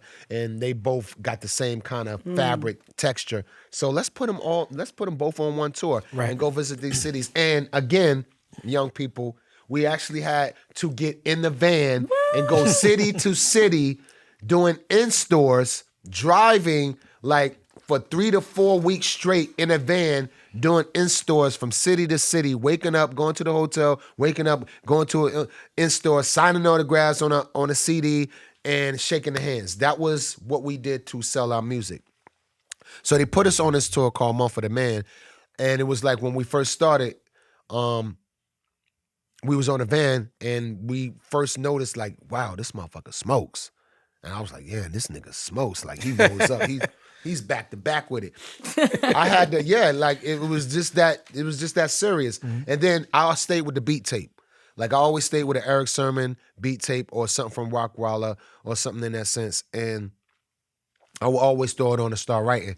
And I threw the beat tape on, and I was writing, but then I see him writing. I was like, oh, I like that. He's barring up. He's writing. So he didn't complain about me turning it off. Let's hear some other shit. He got right to the pen. So that's where the magic happened. It was like, yo, all right, you smoke, I smoke. I got the beat tape. And that's when we started writing for the album and creating the entity of Redman and Method Man. And the movies all came about just from the love. And what I can say is that we still here to this day to able to be relevant in our solo career and being as a group, because one thing that we didn't have to talk about with each other was being envy of each other, being jealous, being talking about money issues. We knew our business was tight from our manager James Ellis.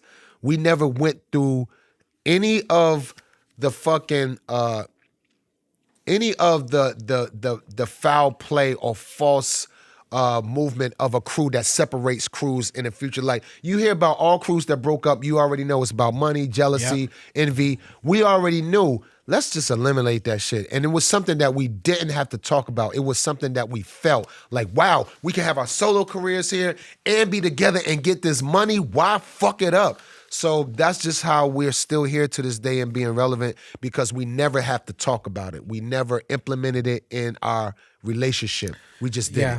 A lot of these groups come together as teenagers and kids, and they grow as men together. Y'all were already grown-ass men when y'all came together, so I feel like that helped. As far as Redman is concerned... a lot of these crews be grown-ass men still. That's true. Still don't know how to, know how to just communicate as men and understand each other. And that's what we did. We understood our goal. Put it this way, our goals and what we wanted out of life wasn't too far-fetched from each other. Word. We wanted the same, Word. According to Redman, which version of the How High song is better?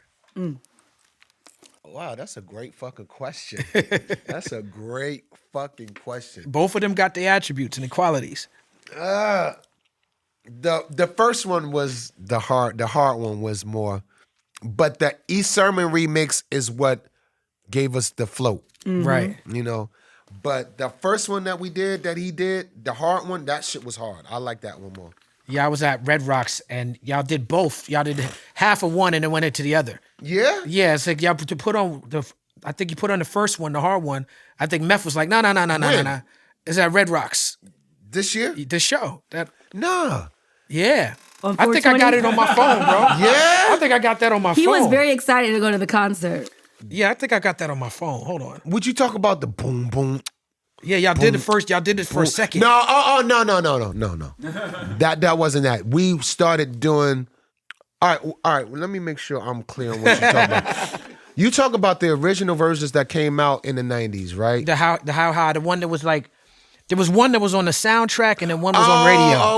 Okay. See, I'm thinking that you talking about there was a How High that we made first before the East Sermon one. The one you talking about is called Part 2. The Fly Robin Fly. Yeah. The one that's on the soundtrack, we call that Part 2. Okay.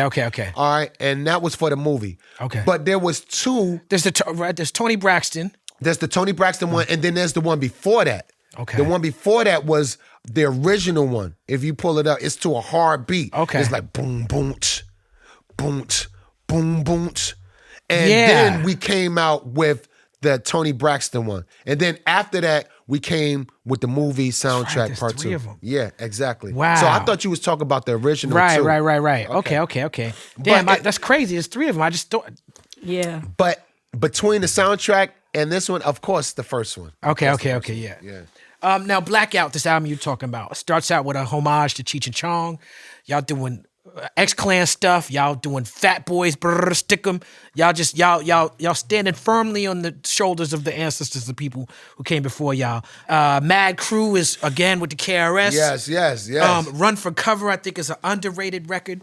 One of my favorite things of the Red and Meth show is seeing y'all do the YOU acapella. Right.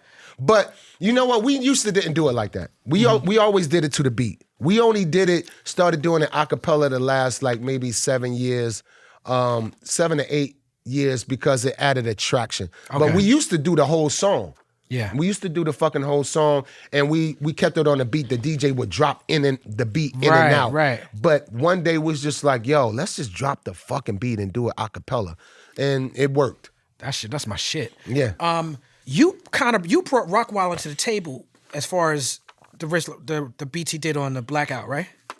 Yes.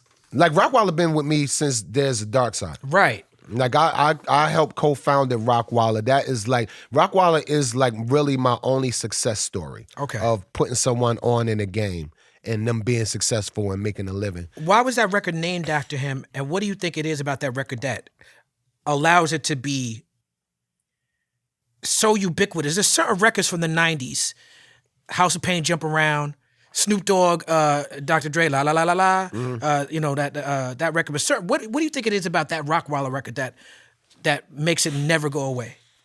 The format, the beat, and the format. The beat was fucking first of all, when Rockwilder did that beat, he was in his bag. This was like right after he did because I think that came out like in the early 2000s, and he was in his bag. He just got finished doing the Do It Again for Jay-Z. Right.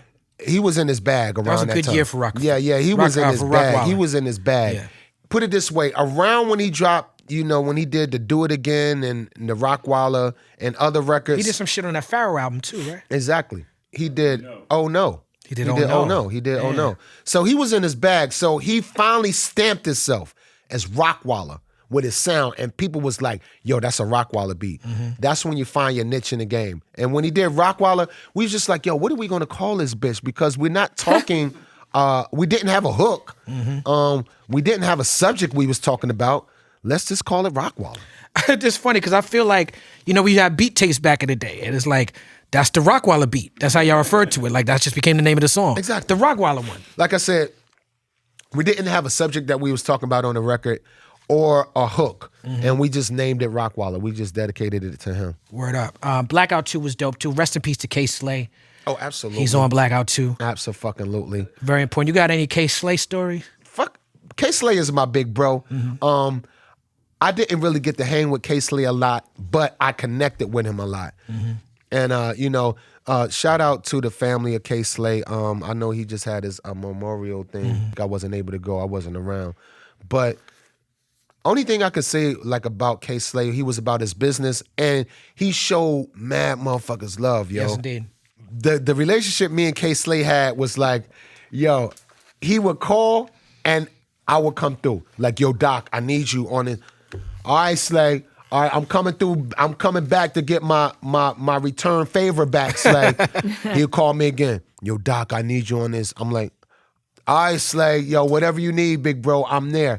So I knew the goal K-Slay wanted to do. He wanted to be that guy, and he was that guy in the industry that supported like the men that's locked down, but be street. He wanted to be that cornerstone of streetness, and I fuck with that because it was like I seen what he was doing and what I was doing, not submitting to what the masses wanted me to do. That's he right. Like, I'm Slay, I'm doing what the fuck I want to do over here, and I'm gonna be on. And that's just what he was doing. That's why I fuck with him, because he never worried about being on a major radio station and the whole outlook That's of right. how every DJ got their shit. He was like, yo, I'm doing a lockdown. And my younger brother, Mr. Yellow, Devon Phillips, he did 12 years. And he was like, yo, the lockdown show was what kept us balanced in there, bro. Yo, we fuck with Slay.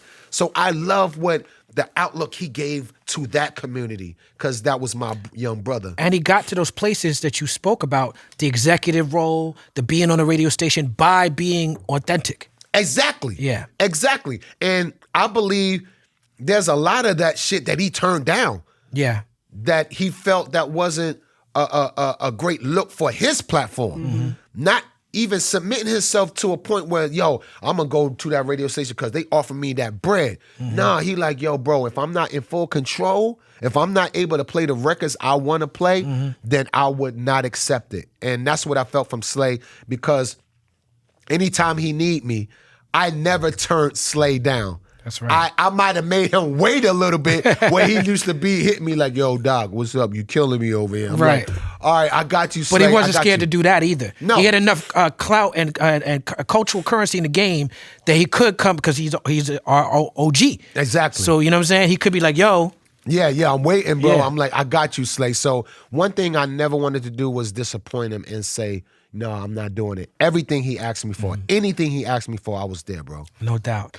Now, one of my favorite Redman moments of all time, and I feel like this is an underrated moment in your career, is your appearance in See the Chucky.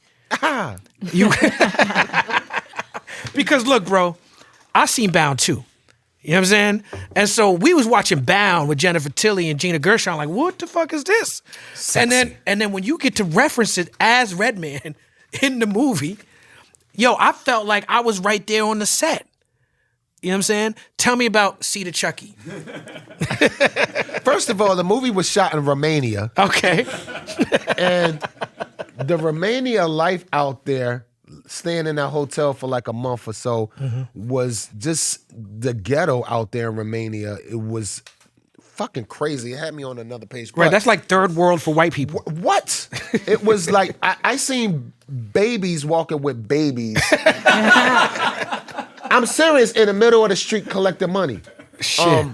But working with the See the Chucky, first of all, it was a privilege being a part of that foundation. Because you already know Chucky. You rapped about Bride of Chucky and Fire in a Hole. And Yeah, then you exactly. got to act with Bride of Chucky. Exactly. Yeah. But being part of that foundation was a privilege. But seeing how it operates and meeting Jennifer Tilly, like Jennifer Tilly was out of control fly. Yeah. And she was very open. She wasn't like, who is this rapper guy I'm working with? She opened her arms up and showed me mad love with them big old kids. And I was like, Jenny, yo, we love you in the hood, yo. And and because I was still, I was still in my still in my 30s doing that movie. So I was still a little lit, a little bit like, yo, I told her like, yo, we love you in the hood, Jenny. And she felt it. She was like, hey, okay. And I guess, when you start at that level, you have your team go, yo, I want to research this Redman guy. And then I guess the next day she researched and seen what I do and everything. Right. And she was just even more open arms. Like, she invited me to, to eat dinner or whatever, stuff like that.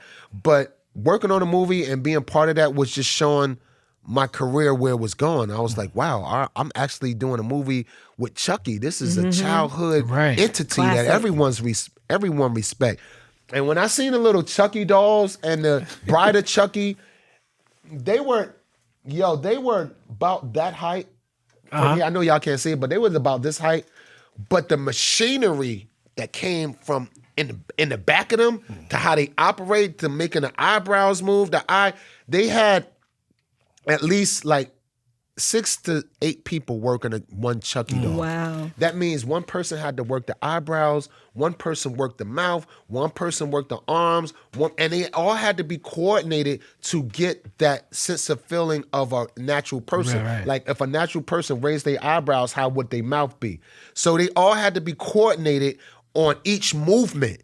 And I found that very interesting because the shit that was coming out the back of the Bride of Chucky was like some fucking, like some big movie production, alien looking shit. Right. But it all functioned well to come across and give the look and the texture of the Chucky entity and of a person. And I was like, yo, long as I was around Jennifer Tilly, I was like, yo, I'm doing something with myself. Do you know if they use the same people to operate the Chucky dolls in like majority of the movies, or to like switch it up? I don't know. I don't know if it's the same people. I know because I know that the directors was different. It wasn't the same director as the one before that was in the See the Chucky.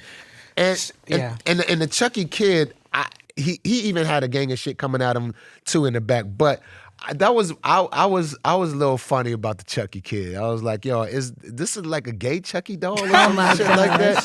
He didn't know if he was a girl or boy or something like that. It was early. He was non-binary. The See the Chucky was non-binary early in the game. Early. Real early. Went by them. Yeah. Pronouns are them and dog. Yeah, exactly. Right. Now, another underrated performance from you comes on the Saga Continues album. You all over this album. I feel like you've kind of, since you're connected with Meth, you kind of became an official Wu-Tang member, but you kind of stated on this album, you're like, I'm the 11th Wu-Tang member. Lesson learned is my shit. Right. Tell me about making the records you made on that album and your connection to Wu-Tang. Well, first of all, they're my bros. Like, when I first... Here's the thing. When Russell Simmons had that thing back in the 90s, early 90s and shit, the Fat Jam, I came out to Protect Your Neck. And Wu-Tang was still in Staten Island. They were bubbling. And they told me when I met them, like, yo, bro, like, we was sitting back watching Fat Jam, and here you come out to Protect Your Neck. Yo, Staten Island lost it, bro. And then I connected with him because my manager's from Staten Island. His name is James Ellis. And he knew Meth and everybody. And I started coming out to Staten Island early in my 90s, going around the Wu building, 16 Wu. Even around like 96 or 97, I bought a real estate investment that was right around the corner from the projects. Right, your MTV Cribs. Yeah, where I'm still at right now to this day. Still live around the corner from the project, from the PJs. So I was coming to Staten Island early, and they initiated me like, yo, we never had no one support our shit like that on TV, because Fat Jam was on TV. And I came out to their record, and they was hyped, and I was hyped because I was like, yo, what attracted me to the Wu was something that I was yearning for from my squad. Brotherhood. When the breakup of EPMD, the hit squad, I was yearning for that love of a crew, and they accepted me even back then. But I wasn't initiated as a member. I just was always, like, I went to some Wu shows, you wouldn't even know I was there, but I was back there holding a Wu flag sometime, or I'd just be back there with the DJ, and I'd just be part of the crew.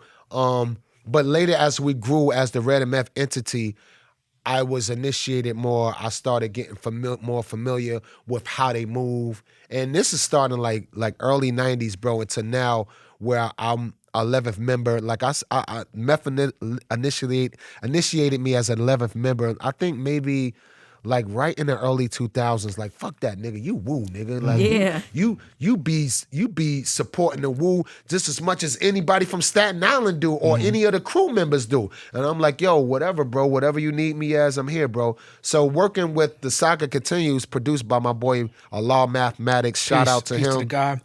Producing that whole album. Whatever Math needs me for, he know I'm there.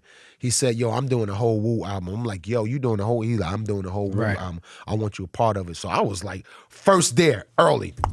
Yo, whatever you need, I'm there. And because everyone loves the Wu. Who wouldn't want to be a part of Wu? I'm a fan, first of all, not looking at them as my bros, but I'm a fan of Wu. So I was like, yo, fuck that. I want to be a part of this, Math. And we made history. You know what's crazy about watching the TV show? One, you learn, you know, they got that scene when Math is making the logo, which is funny.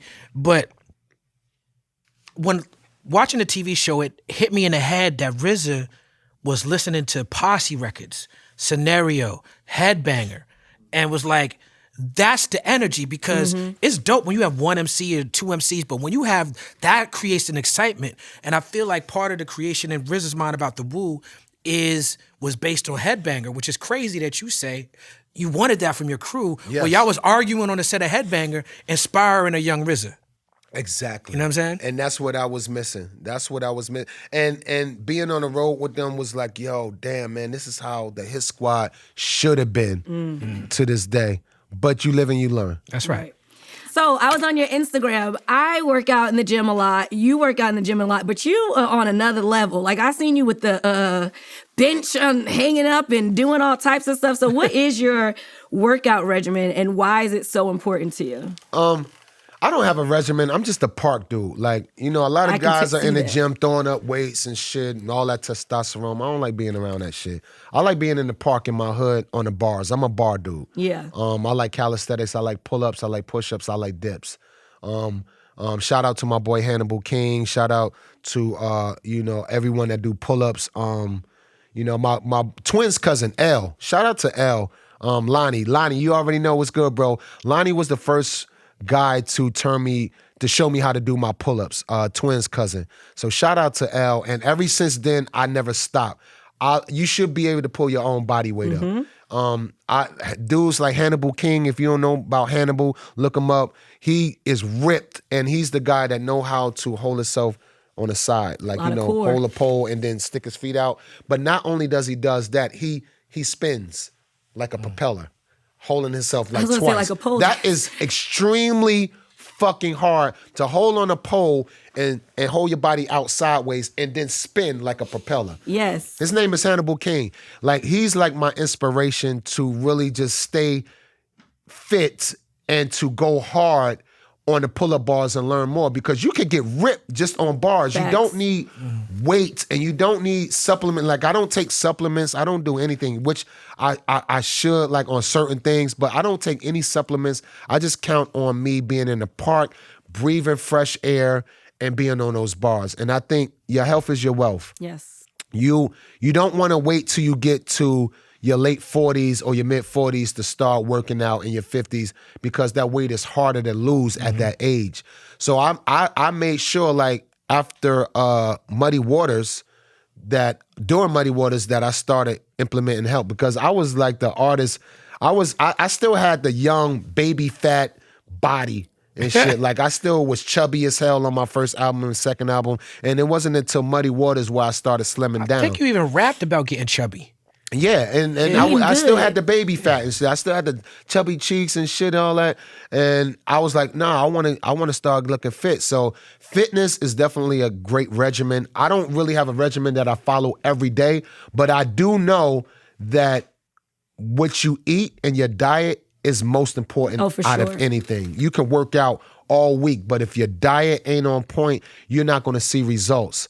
And I'm very keen on what I put in my body now, because I do believe that anything that goes on with me externally and internally is through diet. Amen. Right. Yeah. So let's talk about Slap the Shit Out You. Because I hear that's your favorite music video. But before we get into that, so I was doing my stalking. I'm like Sherlock Holmes girl, and I'm in your mentions, your comments, and after that slap that shall not be named, it was a lot of people coming back here like, how do you, like, this is like the soundtrack for what's going on right now in the world. So talk to me about that video. Well, I don't promote violence, but I do believe that, you know, sometimes Gotta slap people deserve a little slap across the cheek. You know what I mean? Not in a harmful way, just to be like, my nigga, calm the fuck down. How you not harmfully slap somebody, Redman? No. It's a way you can slap a person without being disrespectful. Like, it's almost like how they used to do back in the day, take their glove off and like, that's disrespectful as fuck. Yo, but if a person deserves that in the heat of the moment without you really beating them the fuck up, that's true. You know, you give them a good slap, like, bow down. Yeah, it's like Boogie Nights. You ever seen the movie Boogie Nights? Of course. All right, when the guy's like, the girl overdosed on coke, I don't know what to do. And the nigga bodyguard smack him. Get your shit together. Get your shit together. Maybe you should get some better coke. Exactly. Exactly. He should have Redman's coke. Uncomfortable. When I was selling coke, it was in the 80s, so it might have been some of Castro coke or anybody coke back then. But a good slap in the heat of the moment, just like you said in Boogie Nights, is necessary sometimes. And when that slap that happened in the industry about weeks ago, my song did rise back up, and it still started selling again. It was selling again and picked back up, because I guess that, you know what, Redman was right. A person do need a good slapping here and there. You know what? Because at the end of the day, that could have ended out different. It could have ended out as a punch, like, yo, I told you, my nigga, I told you don't be talking. but it was a slap. Right, and now we get to talk about alopecia, which is a good thing. Exactly. We need more people to talk about Great alopecia. segue, king. He said, "Talk about alopecia."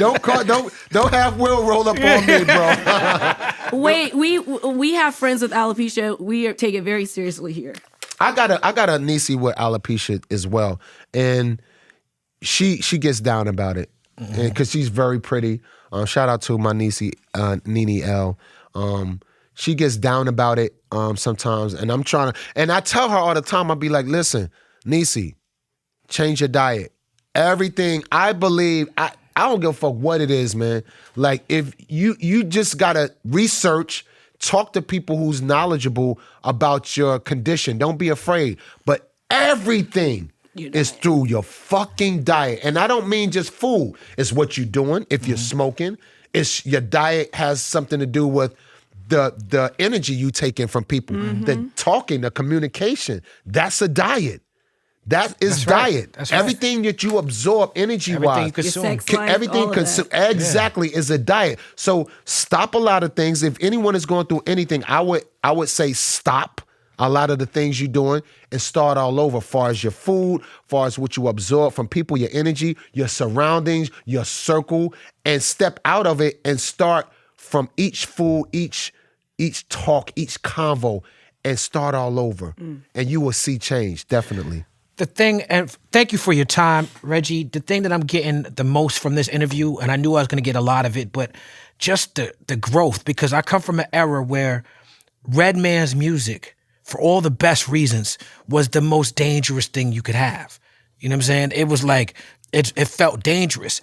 And you haven't lost none of your edge, but now who you are as a more mature person is a very health conscious person. Right. So it went from like, this feels dangerous to this is very healthy. Exactly. You know what I'm saying? What I started learning was that my dangerous and my uncomfortability was my growth. But I had to get to a certain point of my life where, because like, I mean, I'm sure you can agree, bro, like being with EPMD, since when I was 19 years old and being on the road at that age until now, my perception of love and women and sex and all that shit was distorted. Like, I didn't give a fuck. And it took me to just like maybe 4 years ago to really get back into my spiritual side. Like, yo, I've been running crazy for years, chasing the bread, chasing opportunities, where now that I've changed and I started loving myself even more, I'll look back and I'll be like, wow, I was moving, but I wasn't moving effectively as I am now and that I should have been. So it took me years, over 25 years of just wilding out to really come to this point to be like, you know what?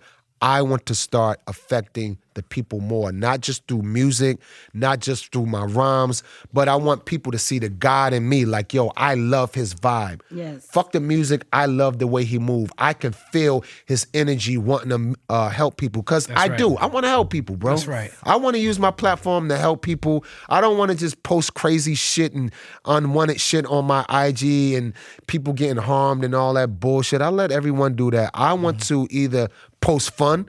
I got a word I'll use. I'll be like, I don't want no unfun motherfucker around me. You can't be unfun. Speak it. I don't want unfun. No. If you unfun and you don't want to communicate, you want to be in a corner by yourself, nigga, like, if you don't want to talk about it, like, bro, like, come on.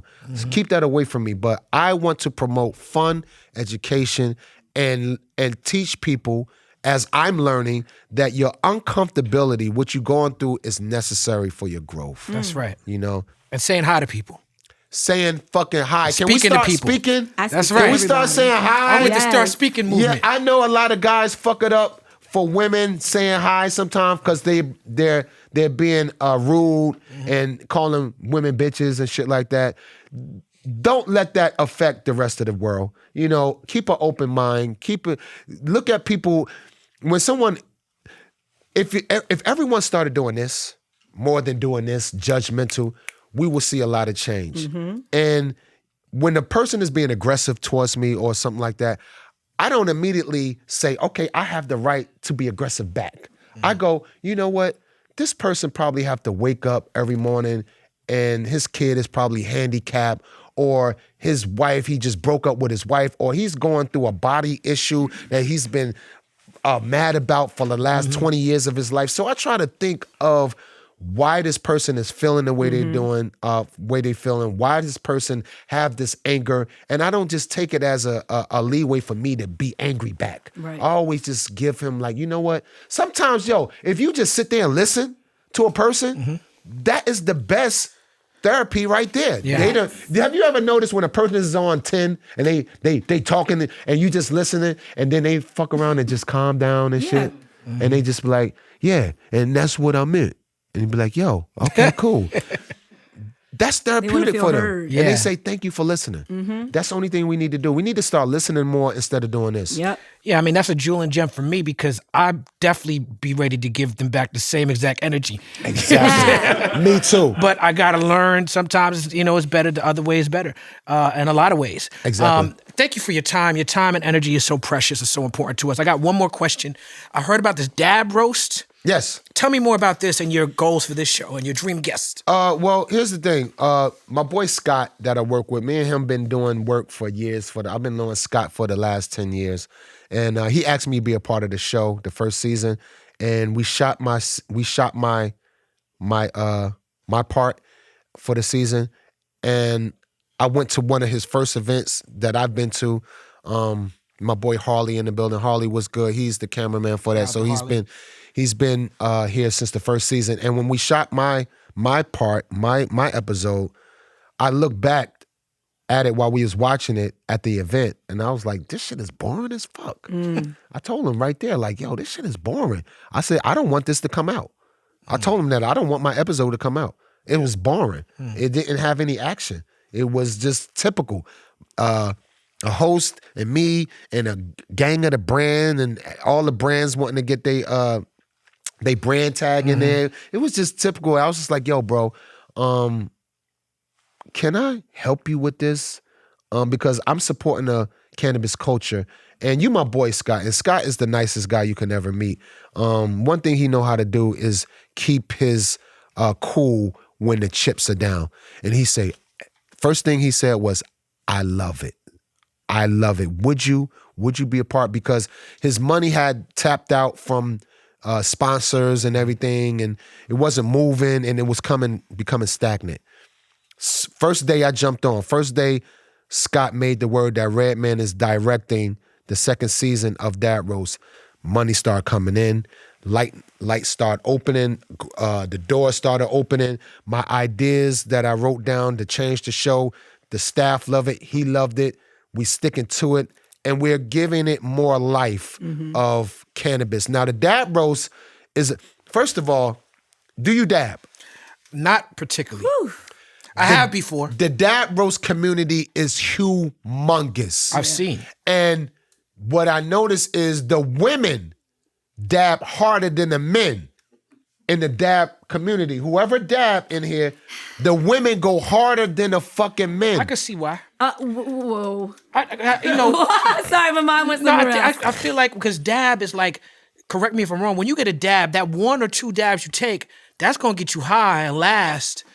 Like if you could smoke 3-4 blunts, so if women are more sensitive to smells and carrying weed around, you could get a couple dabs and you done, as opposed to smoking a spliff and have your fingers smelling like the weed and everything like that. That's what I was thinking. Well, women that smoke don't give a shit about their fingers smelling like weed, but I can see that theory. I know that's right. Well, here's the thing. Here's the thing. When you dabbing, it's not dealing with the flower, it's dealing with the concentrate of it.